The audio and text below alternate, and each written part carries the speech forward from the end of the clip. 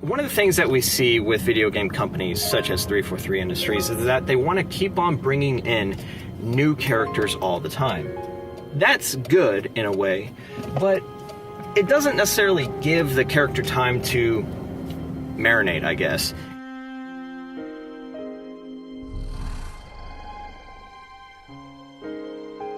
Hello everybody and welcome to Beelzebub's Buns channel. Halo's greatest assets encompass a number of various things that clearly contrast from one another, however they still mesh together so well. We can consider Halo's sandbox of smooth ground combat and vehicle showdowns as one of Halo's greatest strengths. We can mention the amount of customization for custom games, the player traits in those custom games, and Halo 5's Forge mode with the introduction of prefabs, which I believe can only get better. But what we may not notice is that the Halo series hasn't really elaborated on what is already in the Halo universe. And what I mean is that every single Halo game always has to introduce something new times 100. I know for a video game franchise to remain interesting and seem fresh and new, especially in the American culture, it has to introduce new protagonists and antagonists. Yet if a video game company goes above and beyond of not only introducing new characters, but they want to introduce new ideas to the game engine, that's where you start stepping on the slippery slope. Running riot. Examples in Halo 5 are the introduction of Spartan Locke, the introduction of Fireteam Osiris, the introduction of the human faction that has UNSC vehicles but they're not with the UNSC, the introduction of armor abilities that change every single time every Halo game comes out since Halo Reach, iterations on vehicles that we have already seen in the Halo universe such as the Covenant Wraith. In Halo 5, I like to say it lost its love handles. It's been watching its weight, I guess. In Halo 5, the UNSC Falcon and the Hornet are non-apparent, but we get the Wasp. It's cool to include a new vehicle, but then when they take away two vehicles that we've already grown accustomed to, well, then you just gotta think, how great is it to just constantly add new assets?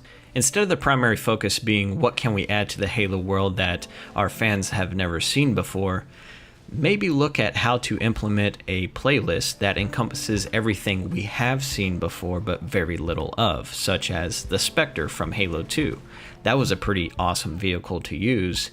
Maybe if there was a playlist that had a large expansion of what is a typical Halo big team battle map, increase the player count and increase the size of the map, then I believe classic vehicles such as the Covenant Spectre can be welcomed back with open arms just fine. Maybe throw in a Scarab that you can actually board and destroy like you could in Halo 3's campaign. We haven't seen a Scarab in a multiplayer match before. However, we understand what a Scarab is because it is part of the Halo universe already. This is just an example of using what is already in the Halo universe that the fans can already identify. And I can guarantee you, 343 Industries, as well as all of the Halo fans, that this will blow fans away. Well, literally. Now let me explain why forcing in new characters and new groups of people in every single Halo game without giving them time to, as I said earlier, marinate. Let me explain why this is a problem. See, whenever a game is in development and it has to include all these different characters that they decided should be included into the game, they go full-heartedly with including them in any way possible. But the problem is, when a game is in development, the story can change dramatically from the first time it was written. When we saw Spartan Locke going against the Chief in the commercials, where he's in a way hunting the truth, hunting to figure out why the Chief had left and gone AWOL, and it seemed as if Spartan Locke was the one that was going to take him in dead or alive. Once Halo 5 was finally released, we noticed that that story that we heard about in the commercials of Hunt the Truth, we found out that story was completely undermined, and there wasn't really this dramatic scene where the Chief was kneeling down on the ground, beaten up, and Spartan Locke was about to put a bullet in his brain. Or the reverse, the Chief was about to finish off Locke. Rampage. Overkill.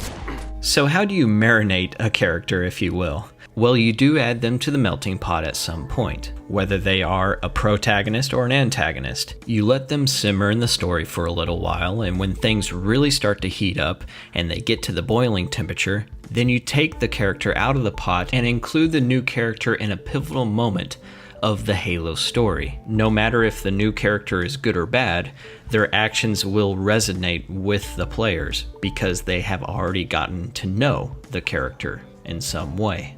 This is how Halo fans will eat it up. Vehicular manslaughter.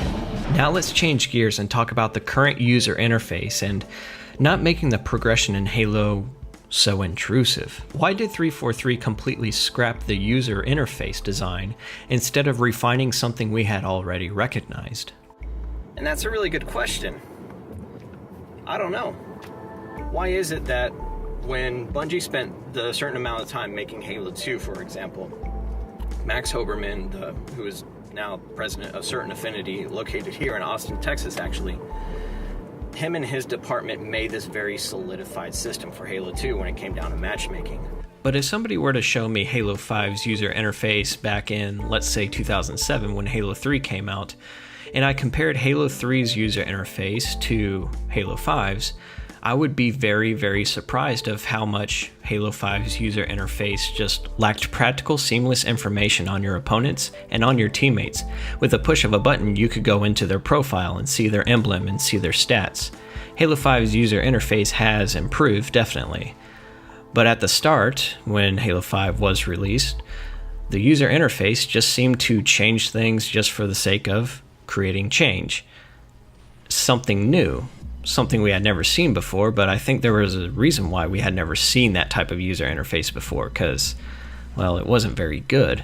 Despite its improvements, I still find the user interface for Halo 5 as the worst interface in a Halo game. Now, to talk about rec packs, unfortunately, I believe that they are going to make a comeback in the next Halo, because it is one of those things that if it does make money, it's going to carry over. So let's promote an idea that will give 343 Industries and Microsoft money even after they release their next Halo game is, well, just like the old way of doing things, as opposed to the new and intrusive way of doing things. If they want to maintain a large player base and milk more money out of their customers, how about coming up with cool miniature additional campaigns? Maybe a story that includes a character that we had seen before already in the Halo universe, such as, oh, I don't know, Captain Keyes. Maybe before he was a captain, Lieutenant Commander. Remember, he was Navy. Additional content such as this will highly resonate with original Halo fans and new Halo fans to come. On top of adding in miniature campaigns, if 343 Industries went to building new maps and released them as map packs that you would have to buy, that might be better than just reverting to having skilled Forge creators just build maps, because even the Forge maps, I hate to say it without sounding pretentious, but Forge maps kind of look ridiculous. I'll admit, I'm surprised what these Forge developers can accomplish based off of what they're given. I mean, they have to mimic water by using glass. This might be passable as a custom game to play with your buddies just for fun, but when maps like these are in multiplayer matchmaking, people take that as this is the image 343 Industries wants. It should be clear, however, to 343 Industries, if they want a big player base and they want people to constantly come back to their game, then it's reverting back to the old American way of making money. Make a product people want to pay for, not a random number generator lottery system. Rec packs are not Halo's greatest asset. They never were, and they never will be. It's good to think dynamically. After all, 343 employees do have to spend 3 years on a Halo game. 3 years on any topic, no matter how much depth it may have, you can find yourself saturated on that topic.